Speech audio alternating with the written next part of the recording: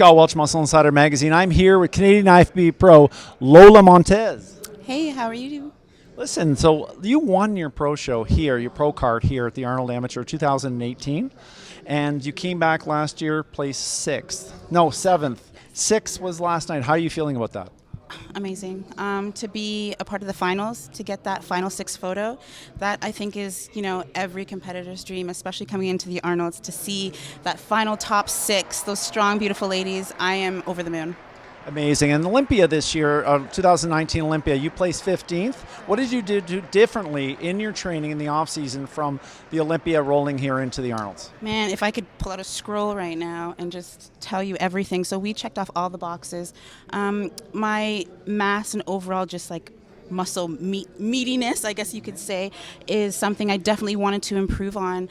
Just bring more 3D, more pop to the muscle. So bulked up, real nice.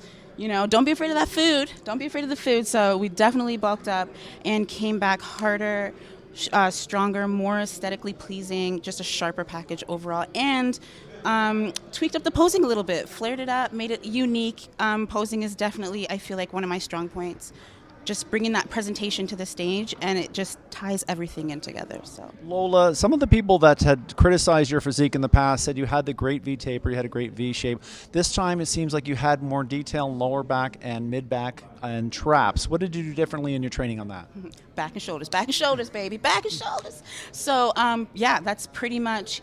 I really wanted to not bring down my legs, but my legs have always been a super dominant part of my physique.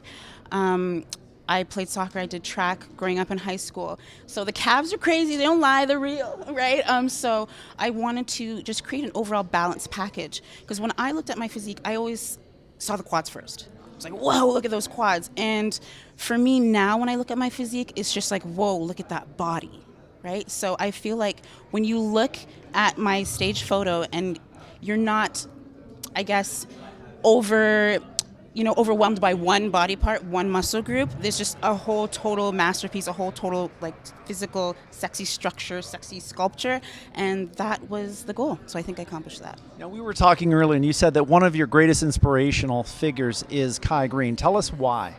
I am a big believer in just being real and authentic and true, not being those type of people who are all like yas and inspirational on Instagram, and then when you see them in person, they're just the complete opposite. He was one of those people where, I think I've mentioned this to my followers a million times, but I remember just being in my kitchen sweeping and Generation Iron came on, and it was going over his story and some of the struggles that he went through, and just institutionalized and things like that, mental health and stuff like that, and those are things that really touch home to me. When I won my pro card, I came off stage and he was doing an interview and I was just like in starstruck. I was just like, oh my goodness, this was the person that I just saw on TV. I knew nothing about bodybuilding before, okay? Not a thing. Before 2016, I didn't even know this existed, to be totally honest with you. So when I won my pro card, I really didn't know anybody. I didn't know any bodybuilders, didn't know who was who, what was what. And I just came off that stage and I saw him there and I was like, Kai, your story and my story are very similar. Like, you really inspired me, because when I see these amazing people, sometimes they have a lot of support behind them that doesn't necessarily get mentioned a lot. When you have a huge supportive family that's maybe been in the industry, or just those type of connections, it makes a huge difference. I don't think people understand that. So growing up in solitude and things like that, I just felt like he had a more real, down-to-earth story that related to my own.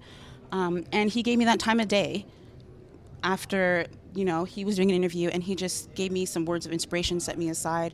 And that's something that, to this day, I haven't seen that type of genuine, just like realness.